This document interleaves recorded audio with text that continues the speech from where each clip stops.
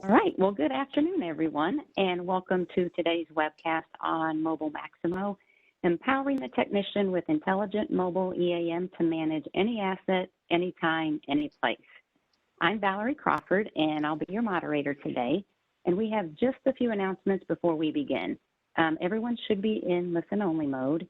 If you wish to ask a question, please post it in the Q&A panel, which is on the bottom right of your screen. And please be sure to send your questions to all panelists. If we don't get to your question during the session, we'll be sure to follow up with you directly afterwards. We are recording the session today, and we'll send out the link within the next few days. We also post the recording and materials on our IoT community site. So we do have a fantastic turnout today, and we also have unusually cold temperatures here. So if we are to experience any kind of technical issues or say maybe a rolling blackout in Kansas City, we're going to go ahead and record this session offline, but we'll make sure that we send out the link to the recording and materials to everyone who is registered. So I do want to highlight a couple upcoming events. So Tristan, if you'll go to the next slide for me, please.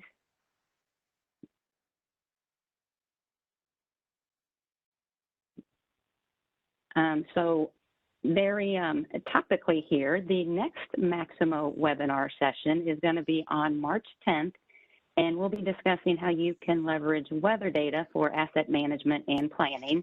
And we're going to follow that up with a series on Maximo Application Suite starting on March 24th. So be on the lookout for information on those sessions as well. Next slide, please. I also want to mention, again, the IoT community. If you're not yet a member, this slide here shows you how you can become a member in just 3 easy steps. There really is a lot of great content out there. There's all of the links to all of the past Maximo Wednesday webinars. There's discussion groups, there's blogs, there's upcoming events. And again, this is where we will be posting the link from this recording. So I will put this link over in the chat in just a moment as well. But again, if you're not yet a member of the community, I can't encourage you enough to become one. So, and then finally, we do really appreciate everyone's attendance and support of these webinars. So at the end of today's session, you have a chance to be entered into a drawing to win some IBM giveaways. So all you have to do is complete a short survey, and if for some reason the survey doesn't come up as you're exiting the webinar, just send me a quick email and let me know, and we'll get that survey to you. But you will be entered, if you complete that, into a drawing to win some IBM giveaways. So we will now go ahead and move on to the webcast. Today we have Shalab Prasad, who is our lead offering manager. We have Tristan O'Gorman, who is our IBM product manager and architect. And we have Hina Pearlhit, one of our offering managers for Maximo Assist. So with that, I will turn things over to you, Shalab. Thank you, Valerie, for hosting us. And we just went quickly through a brief disclaimer slide that we have to show every time we make a forward-looking statement in our presentations. So Maximo Mobile, we have been on this journey for almost the past 1 year. Some of you have been part of this journey as client sponsor users and business partners in helping us build this out. We have learned a few things as we went through this journey. So even a couple of years back, a simple work order application on a mobile device would have sufficed for the requirements. But we have seen a rapid change in expectations, and these have been driven by a few factors. One is experienced technicians are retiring, those with deep domain and asset knowledge, and they're being replaced by newer technicians who may not have the same level of experience in the domain or on the assets, but are very digital savvy, having grown up around devices. At the same time, there has been a proliferation of data sources as wearables and safety sensors get adopted in the workplace. There's also unstructured data coming from SCADA systems in your plant locations.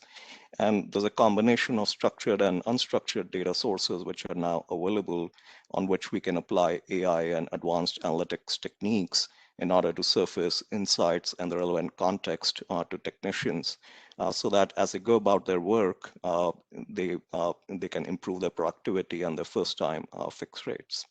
So with those learnings, we have aligned our investments along with those trends. So with Maximo Application Suite, we have been investing in the asset and digital twin information, in asset operating history, and more specifically with Maximo Mobile, we started off with the technician persona, and we have really focused on building a single intuitive application that would help guide a technician through their workday.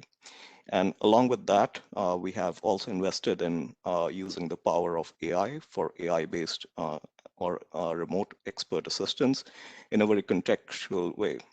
So with all the investment and all the work that we have been doing, I'm very pleased to let you all know that we are driving towards a GA date of February 26th for Maximo Mobile for EAM. So with that, instead of talking about it, I'll turn it over to Tristan to show you the capabilities that we have been building for our GA version. Thanks very much, Shalab. So yeah, I'm really excited to finally be here. We are at the cusp of releasing this solution to the market, as Shalab said, at the end of next week. And it has been a long journey for us. We started last year, early in the year, pre-COVID even. We were heads down with our design team, and we brought in an expert design consultancy who are the leaders in the area of enterprise application design to guide us here. And we really wanted to reimagine the mobile experience for our clients. And so with that intensive design focus and our development focus over the last number of months to get it to market, we really feel we have delivered and will be delivering a next generation user experience. And I wanted to touch on some of the key points about what this user experience means for you guys. So the one important thing to remember is that this will be one application going forward. In the early days of application design for mobile, think back 7-10 years ago, the quote was there's an app for that, right? And that sounded exciting, and that's the way a lot of people went. We need an app for this, an app for that, and an app for the other thing. What became obvious over time was, from an end user's perspective, especially in the enterprise world, that became very onerous on the end user, right? They had to go here to do this, and they had to go here to do that. So open one application for work orders, open another application for inspections. I want to enter a service request, I got to go over here and open that. So it became a nightmare for the end user, and it became a nightmare to manage from your perspective as our clients, managing the infrastructure of all those apps out there. So we made the decision to go with one application, one role-based interface. So all your users would ultimately be downloading Maximo Mobile. And as we roll in other functions and other roles into the mix, you would have your supervisor seeing one set of content, your technician seeing another, your casual service requesters maybe only seeing service request functions on the mobile device. So that way it makes it cleaner for everybody. It's a much more satisfying user experience, and not having to jump around opening this and that. We have delivered intelligent workflows via our blue button user experience. I'm going to talk a little bit more about that, so we'll skip on for now. But from a configuration perspective, we realize that is key to a lot of you guys getting quick time to value from our applications. So we are baking in configuration from the get-go. Our initial release will see command line configuration, very easy to use XML editing, and we're in the process of delivering a UI drag and drop configuration application. So for those of you that are familiar with our existing solutions within Maximo, think application design for mobile, but a lot easier to use. Connected and disconnected capabilities are extremely important for us. In IBM, in Maximo, our clients run the gamut here, right? We have a wide spectrum of users, from those of you that work in metropolitan areas where connection is not an issue, they're always on, to our organizations and clients that work out of remote areas where connection is a novelty, right? They might connect at one end of the shift and not be connected again until they complete their shift, or even from one end of the week to the other. So we need to ensure that the mobile experience from a disconnected perspective, and those of you that have choppy connections, is optimal as possible. So that's a key design feature for us. And from a UX perspective, we need to make sure that the app can be easily used by your your guys, your technicians, your end users, because if it's not, the quality of the data suffers, right? They're not going to be entering the data you need as an organization to get the most from your asset management solution, to get the most from Maximo. So initially we were launching with iOS and Android, and we will be following that up very shortly with Windows support in probably the next release after that, which is targeted for Q2. So we will have a full range of support options for you guys. So what did I mean about the blue button flow? Well, this is something that came out of our design phase and tested really well with our early adopters and our sponsor users. This is the notion of the blue button flow, because not only do we have a wide spectrum of connectivity requirements, we have a wide spectrum of end users, right? We have technicians who are just out of school or just out of high school that have grown up with digital devices all their lives and for whom using software is second nature, to guys that have worked with pen and paper all their lives and have never used a software device, a mobile device. So we needed to make sure that we optimize the user experience and not get in the way of each of the different types of users that we have. So this blue button is a nice subtle nudge for end users when they're in the application and they're perhaps unsure of what they should be doing or what they should be looking at next. Is this little nudge to say, hey, maybe you should be looking to start your work order, or looking at your tasks, or getting your materials and tools, or even closing out the work order. So I'll show you some examples of that in the demo that I'm about to do. So it's really subtle, and I think it's really resonated with a lot of our early adopters, and something that we're going to be extending and making much more powerful over the coming releases. So I'm excited to show you that. Another feature that's new to us too is this concept of touch points, right? So the days of having to drill down into work orders and sift through all that content to find what you need are gone. We have alighted on this notion of touch point design, which are little quick access to key pieces of information or to key tasks. So things like, you know, I want to see the materials and tools on my work order. I just pop that touch point and it quickly shows me that information. I want to see my attachments. I pop the touch point. You know, I want to enter a worklog note. I pop that touch point and just enter the note really quickly. Hina will be talking a little bit about assist in her session. Pop the assist touch point. So this is really a lightweight way of interacting with our user interface, and something that has, again, tested very well and we're excited to bring to market.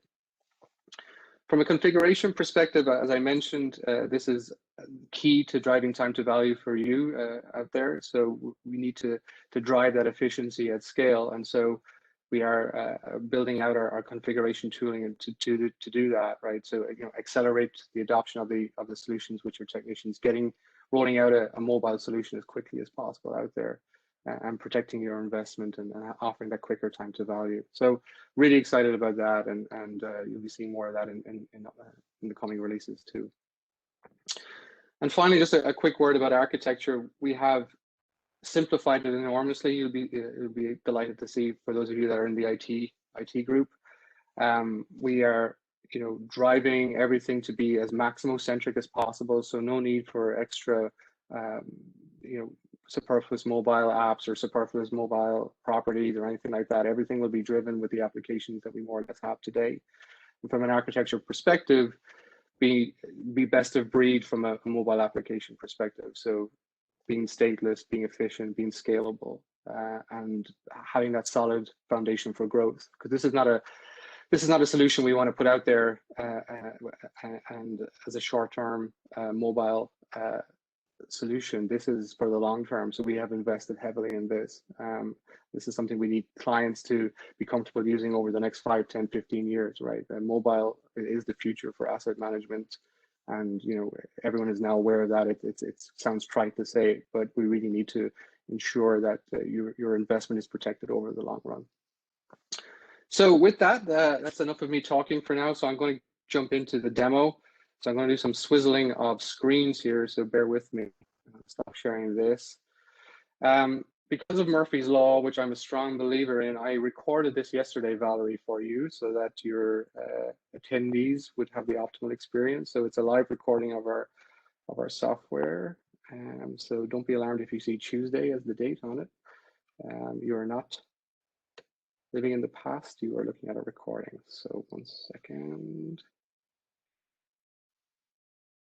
All right, I'm gonna make this full screen as much as possible. So I'm going to pause and start this as I work through it. But this screen here you're looking at is our navigator, right? And this is the first screen that your technicians will see, your end users will see when they open Maximo Mobile. So for the first release, we are looking at primarily work orders and inspections, right? And we'll be rolling in other target personas, other target functions over the next while. We have a very aggressive release schedule. We are doing 1 release per quarter over the next 12 months and likely to do something similar into 2022. There's lots of things we are planning around this, and Shalab is going to talk about that. This is not just a work order application. This is the future for asset management in mobile. So lots of things around that. But initially for this upcoming release, it's work orders and inspections, okay? And this is what we call internally the navigator, and it's where the landing page, it's where they go to access their key functions. So we have some, generic feature function here. We have help and support tile. So obviously this is where you go to gather help and support information. So we'll have links to video content to get users up to speed and using the application really easily. We have the ability to get logs and share those logs and do it in a mobile-centric way. So you could share the logs with your system administrators via WhatsApp or AirDrop or attach them via email. So lots of cool function there. Settings then gives the user the opportunity to personalize the application for themselves. So we have some personalization capabilities, such as changing this view here, which is a tile-based view, to a row-based view, and propagating that through the work order detail. So making it much more user-friendly for a given user if they so want to. We also have all the boring legal stuff in there too, if you want to peruse that to get to sleep some night. Assets and digital twin is an integration with our digital twin exchange. So end users can go there to get some interesting digital twin content if you so want them to. Maps links the user straight to their a map view of their work orders. We have integration for this initial release with ArcGIS, both the free and the paid for versions. So with your Maximo Spatial license and capabilities, you have full access to the GIS capabilities that you might expect. Materials and tools shows an aggregated list of materials and tools for your technicians for the day or for a given query or work view. And my schedule is basically where you go to work with your work orders, and inspections is a list of the inspections assigned to you as well. So we're going to start my schedule because this kind of comes and converges within that view. So I'm just going to let this play out a little bit more, and we'll open the work order list view via my schedule. So you just tap on it there. We actually have the user profile up on top, so we have the image and their connection status. Actually, before I move into the work order list, let's talk about that. So if you look at the bottom of the screen, you see the footer there, we have the connection status. So if you have connection to the server, you see that nice clear cloud. And if it's disconnected, it lines through it. From a connection perspective, the user experience is more or less the same.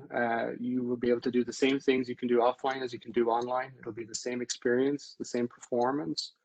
We have the business rules available both offline and online to the end user, so you're not going to get bad data put into the system. If there are errors on sync, on synchronization with the server, for example, we display them in this error view here. So for the most part, we'll be catching those errors on the device. There may be some exceptions where there's some data synchronization problems, so we display them there, and the user will have the opportunity to rectify them or to clear that change. So, but let's go forward anyway with this into the work list view. So let's pause here for a second. So this is the list of work orders that an end user has, right? So up at the top, you'll see assigned work, and you'll see a drop down beside it. And that's because the user will have access to one or more queries or work views, as we call them. And so these are entirely configurable. So in this scenario, for example, we have a list of all the work orders that the user is assigned to. You could have another work view for PMs that I'm assigned to for this week, or another work view for completed work orders. It's completely configurable by you guys and up to you. So it's very flexible there. So you have the list of work orders here. On the work order card, you have a list of various attributes that you can configure again. So we show out of the box the status of the work order, the priority, the description, the work type, the number, when it's due, the asset and location information, the service address information. And we have the first of the touch points that you'll see on the row underneath. And I'm going to circle back to those in a few moments. You can also check for updates from the server too. So if you want to manually sync, you can do that from up here by tapping the check for updates button, and you can search this work list too, or filter it rather. You can use text entries to find assets, or you could use barcode scanning to find your assets or locations and work orders here. So very flexible screen, nice and clean, easy to use. And again, as I mentioned, entirely configurable. So if these out of the box attributes are not what you need, you can put your own in here and add your own. So it's not an issue. And we have the first example of the blue button up top. So get materials and tools, right? So the system is clever enough to know that this is your first login of the day. Chances are you might want to pick up the materials and tools for the work orders that are assigned to you. So let's roll on the video here and see what happens. So he's going to tap, follow the blue, as we say. Doesn't have to, but if he does in this scenario, and he comes to this materials and tools view, right? So this essentially is an aggregated list of all the materials and tools that are planned for the work orders in this view. He could swap to another view if he wanted to.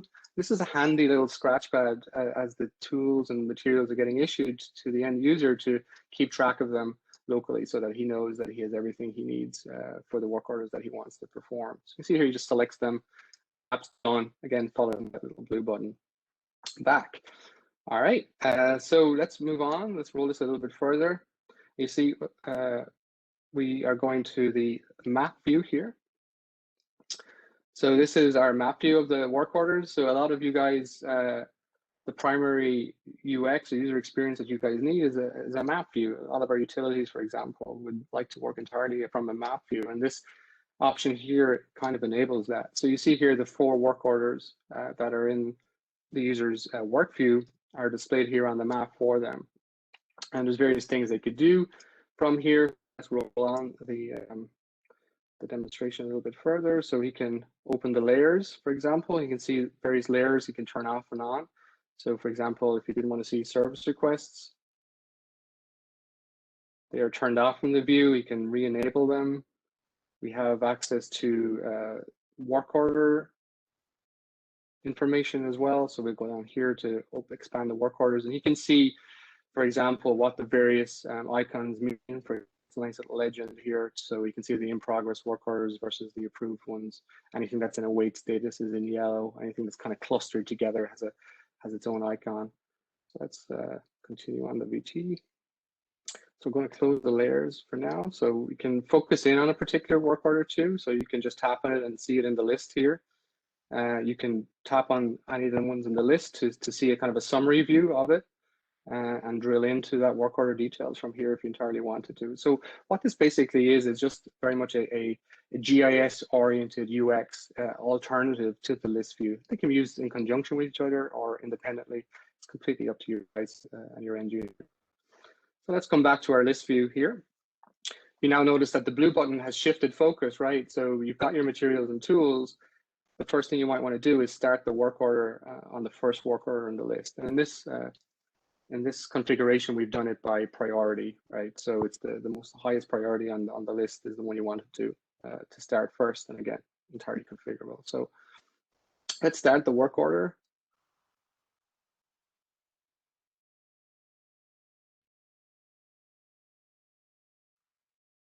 Oh, wait, sorry, my mistake. We're actually, I forgot to touch the touch points. Sorry, the touch points are very important. And so what I'm showing here is the materials and tools one, right? So I just wanted to get a quick view of the plan materials and tools for this given work order.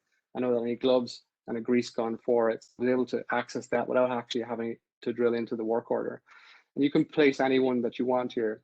The next one I'm going to show is Worklog.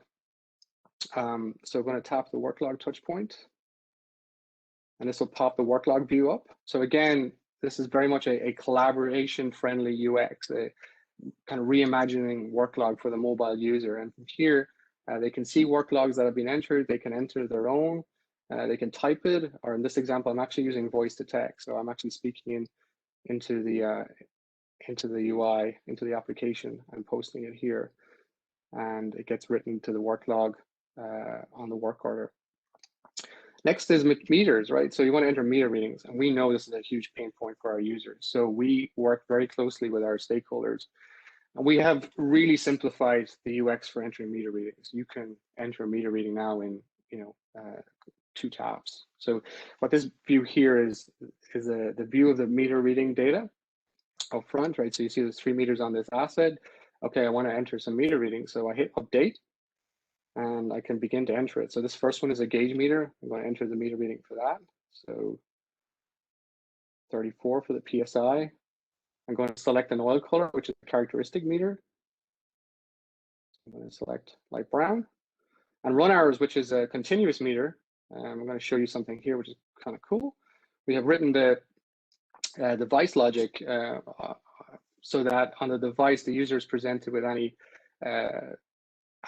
exception problems that they need to resolve there and then. So in this example, right, the meter reading 5,000 for the run hours meter is less than the last reading, right? So that breaks business rules. So it needs to ensure, the device wants to ensure that this is a rollover reading. So it just presents that question to the end user, and they tap yes, and it writes it then back to Maximo. So rather than presenting all these extra fields in the UI for scenarios that only occur maybe once a year or almost never, we just make a really simple interface for entering meter readings, almost like an inspection form, more of which you'll see very shortly. So let's come out of meters, and let's start the work.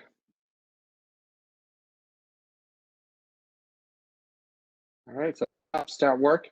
You see here it's changed to 2 options now that I've started: pause work and stop work. So pause work enables you to basically finish the labor transaction but keep you where you are, and stop work also creates the labor transaction but takes you to our report work page. You'll see that in a few moments. So let's open up the work order details. All right.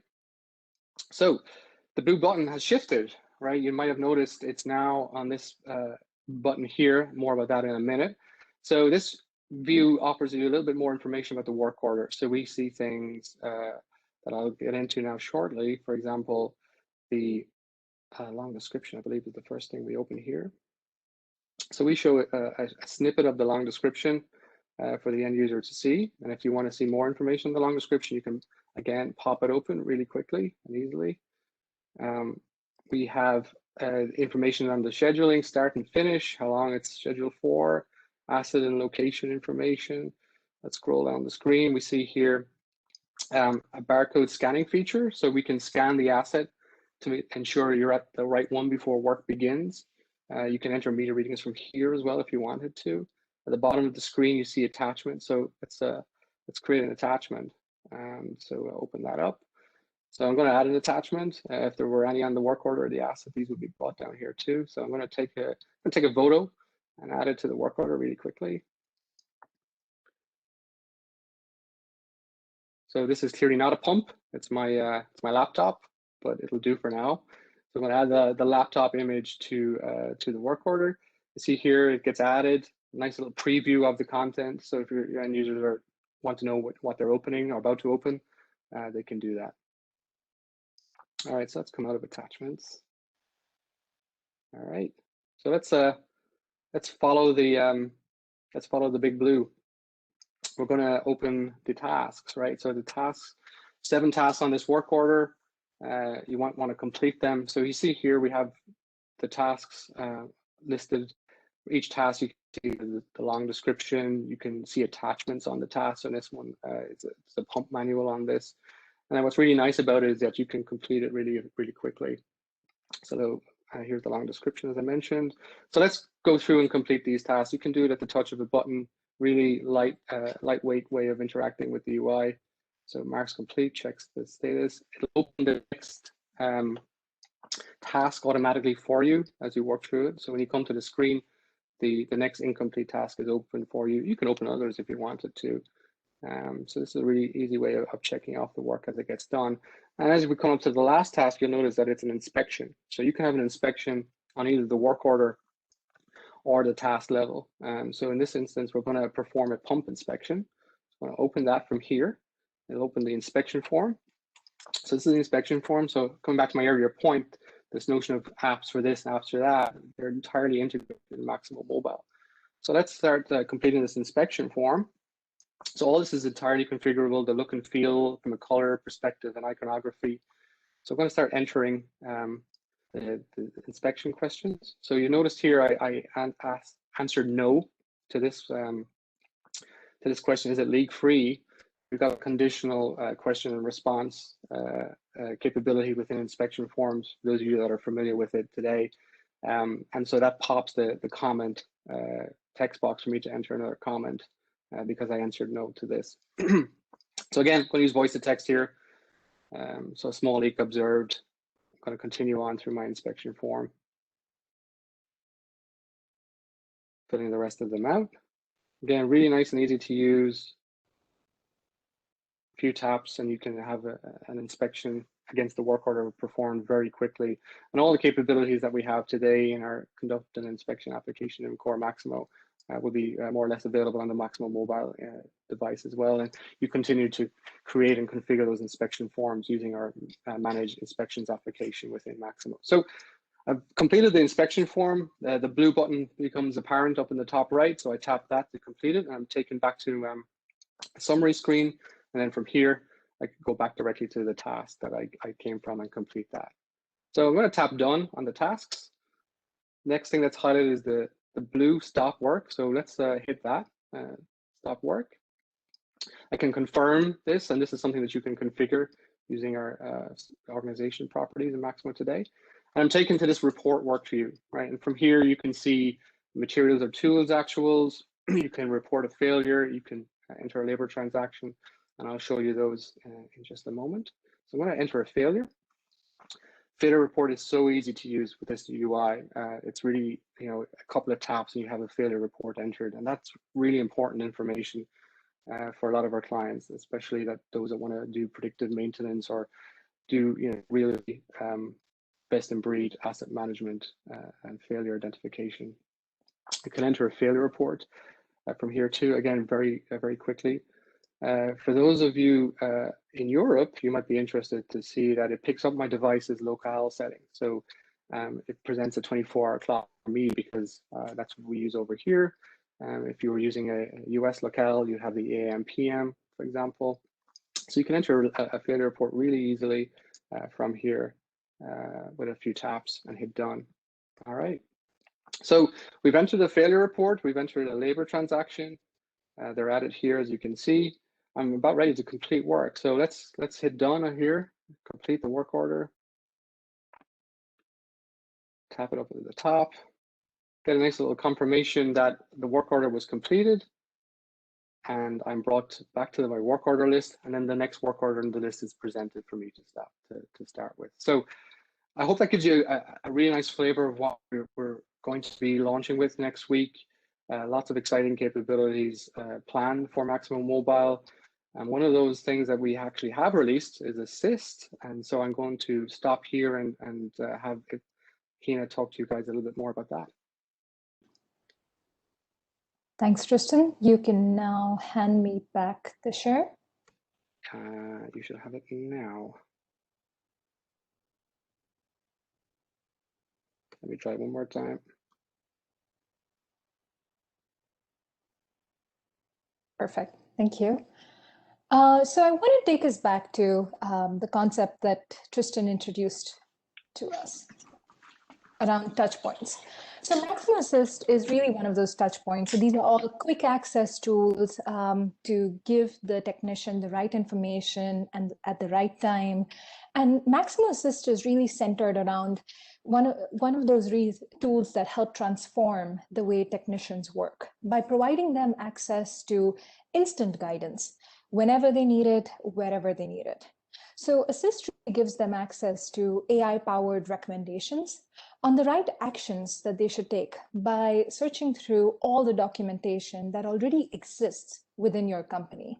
And it also allows them to contact remote experts for assistance by connecting them with the remote experts and allowing them to get instant guidance.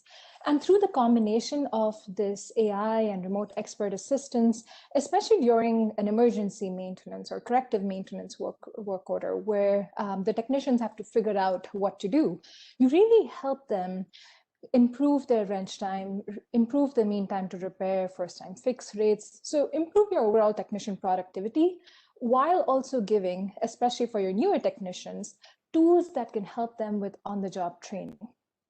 So let's see it in action. I'll take us back to the work order that Tristan was showing us around a centrifugal pump oil change. And I'll show you what happens when technicians select the assist button.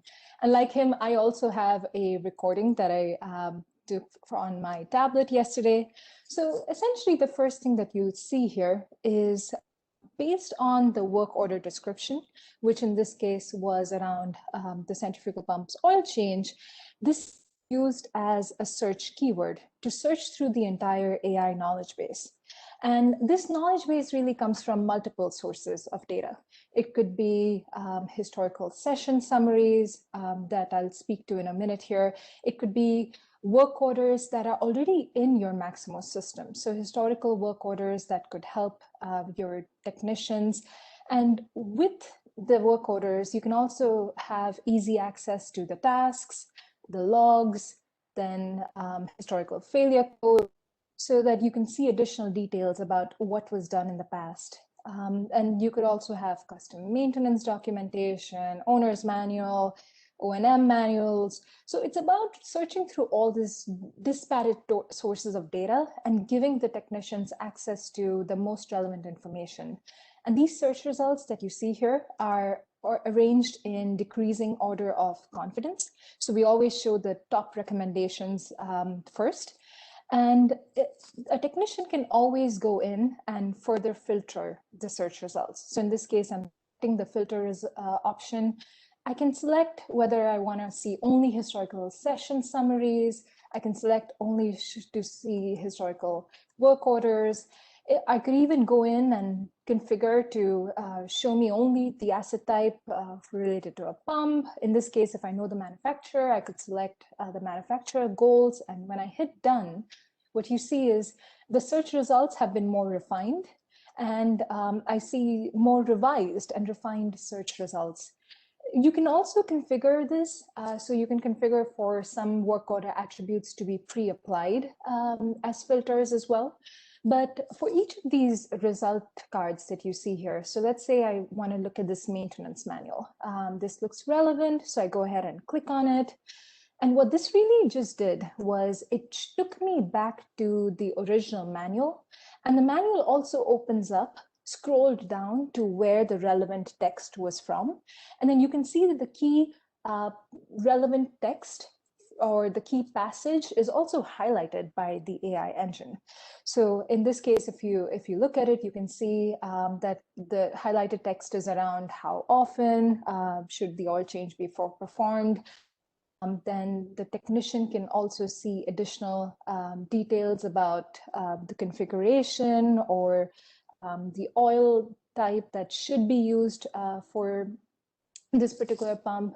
And you can also scroll down and see the surrounding text. And this is often very relevant, especially in troubleshooting scenarios, because there's often in manuals, there's images or maybe safety information that could help the technician make sure they have the entire work context as they go and troubleshoot this by themselves. So I now get the information that I need from this manual. I can perform my work. So I go back. And as I look at this result card, I can mark it and say, yes, this was useful. Similarly, I can look at other search results. I can say this work order was useful. Maybe this was useful as well.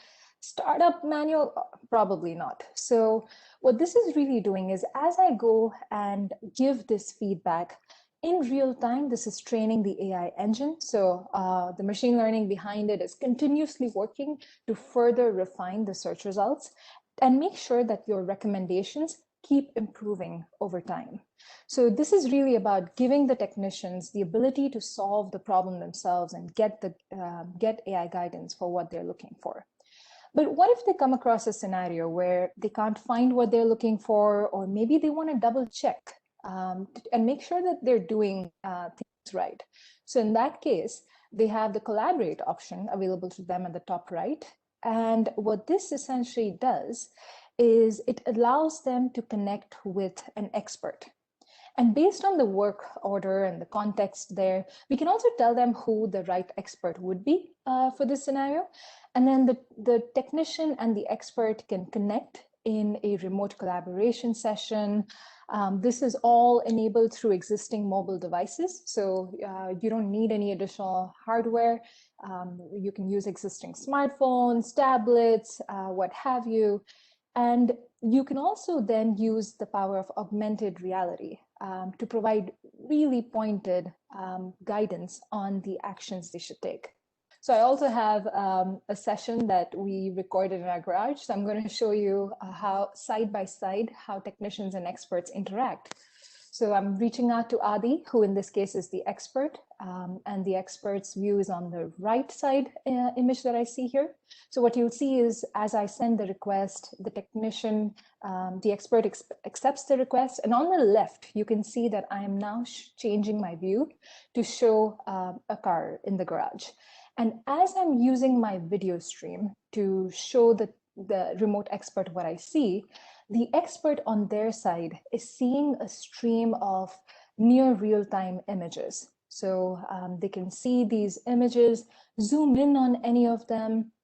And then I'm going to show you how I can select one of those images, point at it, use augmented reality to provide pointed instructions. So pointing at the logo in this case, I confirm and I submit. So on the left, for the technician view, you can now see an augmented reality annotation appear so that I can understand exactly what the expert is trying to tell me. So once I'm given the instructions to open the hood, I can now use my phone to then show what's under the hood, show different parts of the engine. And then again, as I do this, the expert is seeing the images, seeing the transitions, and can zoom in on any image that looks different to them. So in this case, the expert wants me to check if the ignition cable is connected. So they're able to send that. And again, it shows up to me exactly where I need it to be, which helps provide that pointed over-the-shoulder guidance that would be taking place if the technician and expert are next to each other. But as I zoom in this case, you can see that the remote expert is really telling me where to connect the key. So they're pointing at that, submitting, verifying notation, and then as they send it from their side, on the left, you can see it shows up for me. Even if I move my camera and view, I can still have the annotation locked at that point. So I can now go ahead, I can connect the cable and I show the expert what I'm seeing. So as the expert looks, they want me to also just make sure I've checked and carefully pulled to make sure that the cable is plugged in correctly. So you can see the expert zoom in this case on one of the images. And see, in this case, again, give me instructions on carefully just making sure I'm pulling and verifying that the cable is plugged in right. And as they submit the annotations, again, that shows up for me. I verify that this was fixed correctly. And I could even move my phone. So what you'll see here on the left is as I move my phone and take my view away from where the annotations are, I can also see a green banner that showed me and tells me where to point my phone to. So even if I'm not, as a technician, looking and pointing my phone at that very part, I can still know what direction to turn around and see the new annotations. So, as I showed you this, I had the audio turned off, but there's audio collaboration as well, so that as they go through this experience, there's real-time audio streaming between the technician and expert as well. So they're talking to each other. So what this really was is it's an example of how a technician and expert connect with each other. And especially during the pandemic, what we've been hearing from many of you is you all have opened up facilities at reduced capacity, which means you might not have as many experts on site as you did before.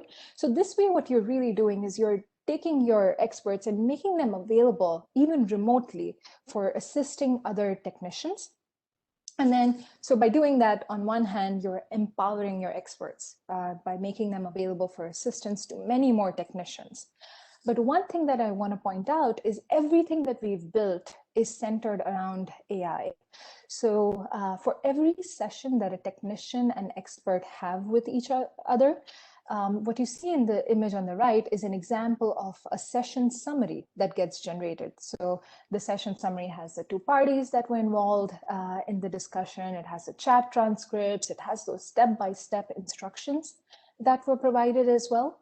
And this session summary, when Maximo becomes, when you use a managed version, it gets attached to the Maximo work order, so that you have that referenceability of what was done in the past. But you also have the session summary get added to the AI knowledge base, so that you have that referenceability, and other technicians can also look at it for guidance the next time a similar incident occurs.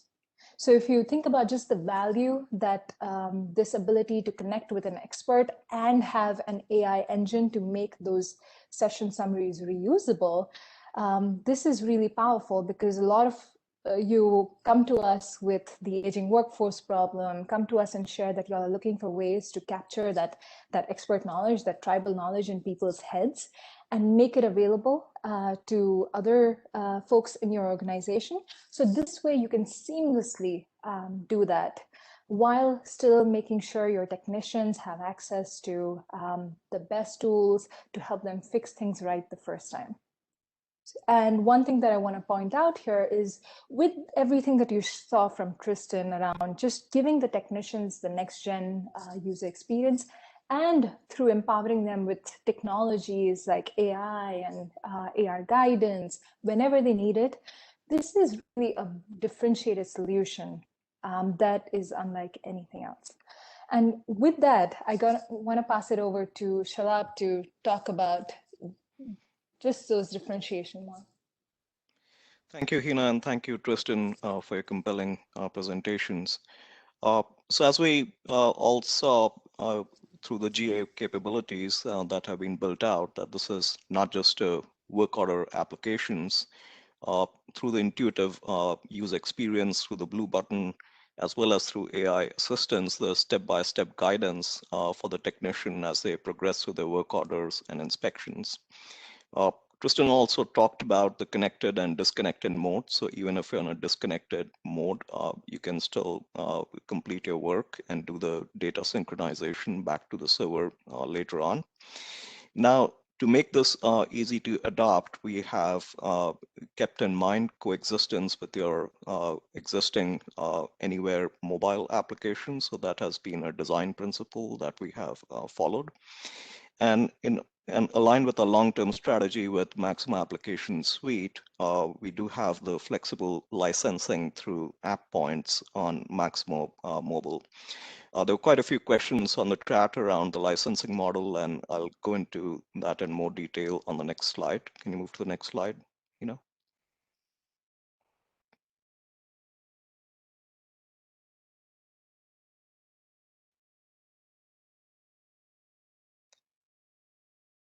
Thank you. So for using Maximo Mobile for existing Maximo EAM clients, so you do need to be on the latest Maximo version, which is 7.6.1.2. You would have to apply latest iFixes that we'll be delivering along with the GA. In case you intend to use mapping, then there's an optional iFix for spatial too. And there's an additional Maximo mobile package that would need to be applied on the Maximo server side to enable the mobile technician and inspections capabilities that Tristan was showing. And also there's a Maximo Mobile for EAM app that you would have to download from the App Store. Now, from a technical coexistence perspective, and we do understand migrating to the Red Hat OpenShift container environment, so that's a challenge. It has its own steps that need to be worked out. So we do not need Maximo application suite to be installed as part of using Maximo Mobile along with your Maximo EAM 7612 environment. All the code updates that will happen on the server side of Maximo EAM 7612. Now, from a licensing coexistence perspective, so for if you have anywhere apps and you are using work technician and inspection capabilities apps as part of that, and you want to replace that with Maximo Mobile, then we can do a partial upgrade. What that means is that the rest of your Maximo entitlements stay as is, but the ones that you intend to migrate to Maximo Mobile, you would do a partial upgrade of that to mass for app points. And if you're adding net new inspection or technician users, then you would need to get the required mass app points for those two. So with that, can you go to the next slide, Hino? So that was the content that we want to share with you today, and we'll open it up to questions. And I'll also give a shout out to our panelists, Chris, Joao, and Stan, who have been furiously addressing the Q&A. We almost had 152 questions already, pop up on the Q&A panel. And also, please remember to complete the survey. There are IBM giveaways to lucky participants. So with that, Valerie, I'll open it up for questions. If there are some key questions that you want the team to address. Okay, fantastic. Yes, and to your point, Shalab, we have had just an amazing number of questions coming in, so I appreciate everyone submitting those. Feel free to continue to submit those over the next few minutes. If we don't get to them today, which I'm sure we won't get to everyone's, we'll consolidate both the chat and Q&A questions. We'll put those all into one document, and then we'll post that in the IoT community as well afterwards. So again, feel free to continue to submit the questions. If we happen to not get to those, we will make sure that we get you a response. I know that there seem to be a lot, and Tristan, this might be one for you to answer. There was a number of questions around the mapping functionality. And is it using the spatial functionality to ArcGIS, or is it only Google or Bing type apps? Great question. So there's a couple of things I want to address with that. I was actually typing up a response that was probably too long to get it done on time. So yes, it requires Maximo Spatial and it's ArcGIS initially. They're online. They're free version, and obviously the Esri capabilities as well. We'll be looking to roll in other mapping providers. However, we do have a function that wasn't possible to demo because of me being stationary, but we have this notion of a smart travel timer. So you can capture travel time instead of while you're traveling en route to a work order. And we kind of have built some smarts into this. It knows your location and the location of the work order, and will present it to you when you're outside a certain radius, all of which is configurable by the client. So for example, if my work order was 3 kilometers down the road, I get presented with the start travel timer. I tap that, captures my travel time. I arrive at the work order, and then the action button changes automatically to start work. And another feature we built on top of that is that if you want to, you can automatically launch a navigation tool to that work order. So for example, if you were an iOS user, it would pass the service address of the work order to Apple Maps and direct you to that location and bring you back to Maximo Mobile. If you are an Android, we're utilizing Waze's capabilities to do that. So lots of exciting feature function there. Not possible to demo, unfortunately, because I'm stuck in my room and I don't move towards the work order when I'm recording the demo. So thanks for the questions there. Give me an opportunity to bring that up. Okay, perfect. And there was another one, Tristan, talking about meter entry validation. and whether or not a tolerance can be set to detect like fat finger errors. So if somebody were to enter 10,000 instead of what they meant to enter, 1,000. So can tolerances be set as far as meter entry validation? Yeah, so the basic capabilities in Maximo today around meters, around continuous meters, it will trigger. So, for example, if you're going over the rollover, the specific examples that have been looked at there, we would need to roll that into our roadmap around condition monitoring and things like that. Calibration have similar requirements. Obviously, if a reading is out of tolerance, you're presented with it. So we are looking to do that. We're just getting a lot of the basic function in place, obviously first release, going up then with more of the advanced capabilities going forward. So some of that stuff will require enhancements on the Maximo side too. Okay, great. A number of questions, kind of maybe we can just group them into the mobile devices that are recommended and or supported. Will Maximo Mobile work on smartphones? Yes, of course. So we just did the demo on tablet, just easier to use, easier to view when you're presenting virtually. But yeah, we've taken an adaptive design approach. So a mobile device will present things differently and optimized for a smaller screen view. So for example, the failure report, right? You saw that on the tablet, it was using a split view. Obviously, a split view is not helpful at all on a mobile device. So it's a slightly different UX there where the user kind of drills into each of the failures and enters them. No less effective, but just different for the device you're on. In terms of the recommended devices, I mean, we work with all the modern hardware around mobile today. So your iPads, your smartphones. So it's completely up to you. Obviously, there are solutions out there that do ruggedized versions of some of these. So depending on your industry, what you want to look at, and we recommend talking to your partners or even coming to us if you have specific concerns over device selection. We can kind of guide you in the right direction.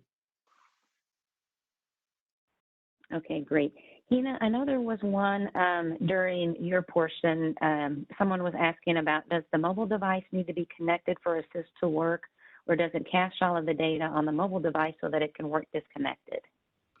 So currently the answer is for our release that we just have, the answer is no. It has to be connected to get those AI recommendations or also initiate a collaboration request with a remote expert.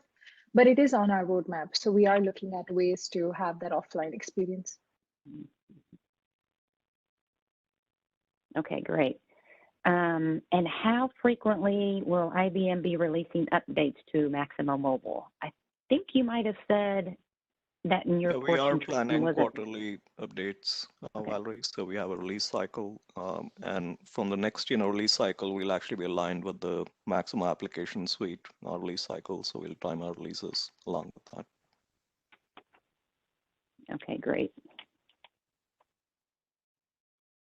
Is there additional training required for Maximo Mobile? And along those same lines, kind of what's the typical ramp up time for a technician? On a technician, there's no reason why your technicians couldn't just pick up this device and go with it. Obviously, business specific requirements accepted, but we've designed this application to be as intuitive as possible. And as I mentioned, if there are requirements for guidance, we have some helpful video content on the device that they can access. But we expect that with the UX we have, the design we have, and the blue button feature, would be minimal. Okay, great. And it looks like, and again, everyone please continue to submit questions. We've got a number still coming in and we'll consolidate all these afterwards. From a timing standpoint, just to be respectful of everyone's time, let's take one more here. Many of our clients, it's hard to choose from. Oh, I'm sorry, Stan, go ahead. Yeah, no, I was just going to mention we're trying hard to get each of the questions answered, and as Valerie said, we'll follow up with each of you. Recognize many names on here and many organizations, and we will work to get all these questions answered. and make sure that we get them out to you. But you have been active, and that's a good thing. Fantastic.